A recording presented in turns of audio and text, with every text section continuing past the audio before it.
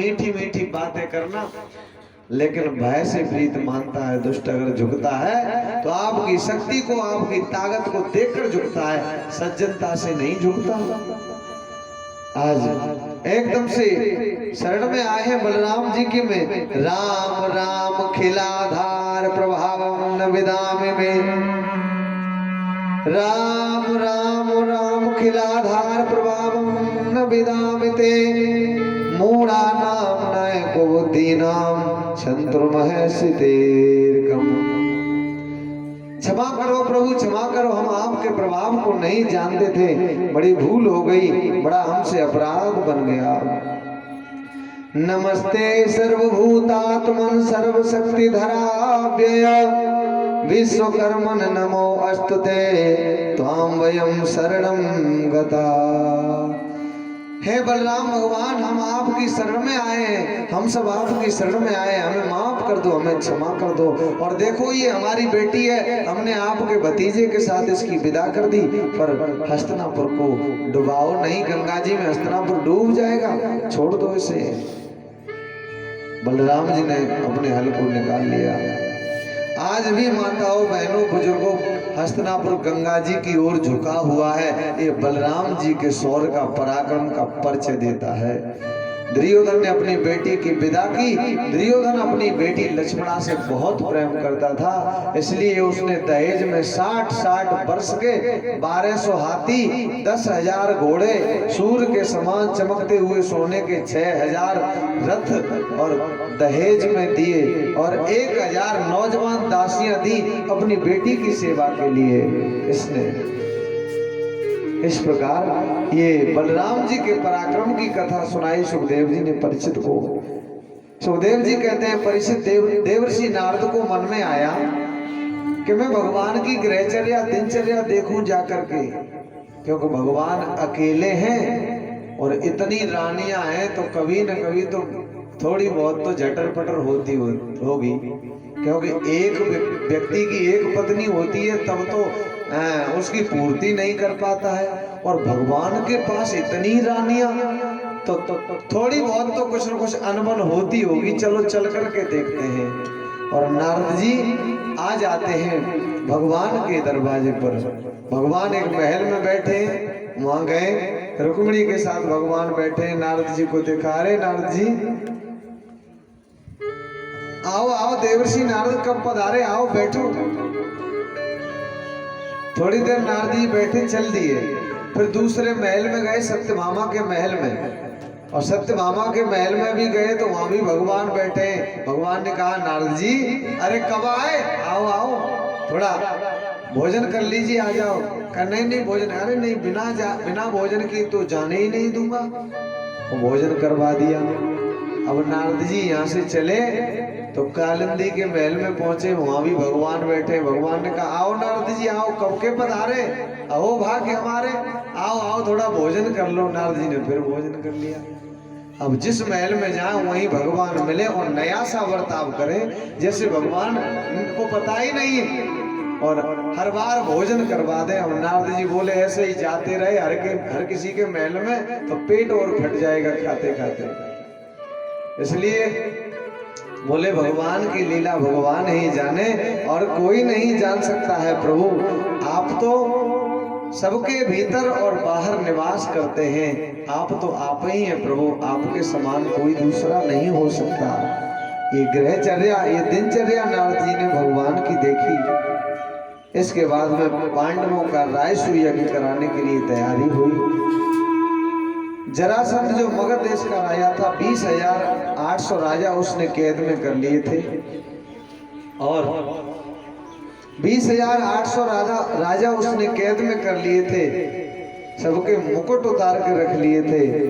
तो उन बंदी राजाओं का पत्र आया भगवान के पास, तो पहले जरासंध का वध करवा करके आज भीम के द्वारा और भगवान ने उन बंदी राजाओं को छुड़ाया है, उसी के बेटे को राजा बना दिया।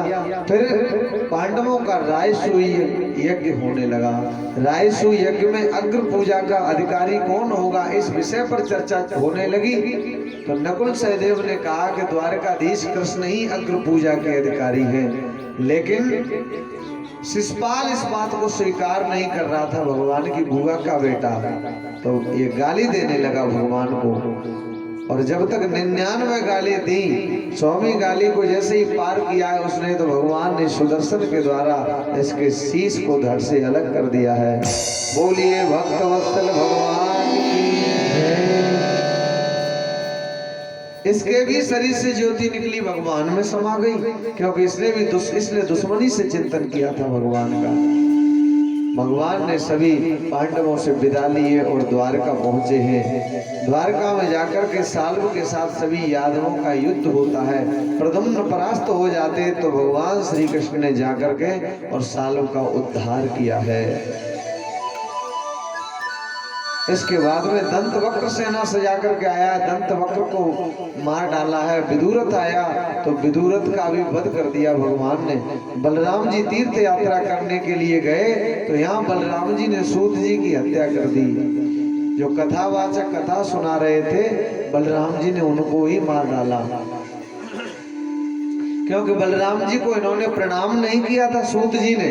तो बलराम जी ने कहा, अच्छा शिष्टाचार नहीं जानते हो, तो सूत जी की हत्या कर दी बलराम जी ने। ऋषियों ने कहा कि आपने हत्या कर दी है हमारे कथावाचक की, तो अब इसके बदले में एक बलबल नाम का राक्षस रहता है, उसका वध कर दीजिए आप। तो बलबल नाम के राक्षस का उद्धार किया है बलराम जी ने। बोलिए बलराम भगवान की जय। अब आती है सुदामा जी की कथा। सुदामा जी की कथा सुखदेव जी कहते हैं, परीक्षित, कृष्णस्यासीत सखा कश्चित् ब्राह्मणो ब्रह्मवित्तमः विरक्त इंद्रियार्थे सुत शांतात्मा जितेंद्रियः।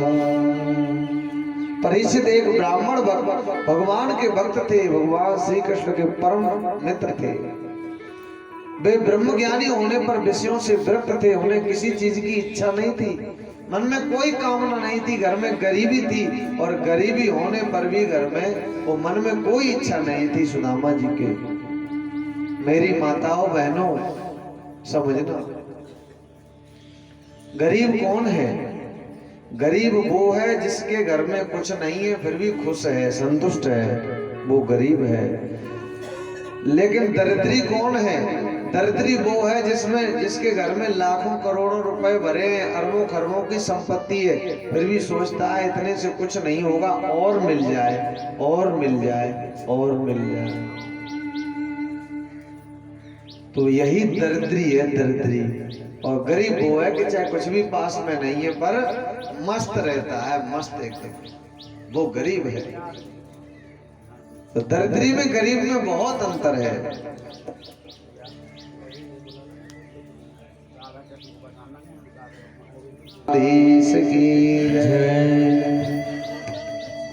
गरीब थे, गरीब घर में बहुत ज्यादा गरीबी थी। इतनी गरीबी थी कि खाने के लिए कुछ नहीं था। पतिव्रता पतिम प्राहमलायता वदनेन सा दरिद्रासीद माना सवेपमाना विगम्य च।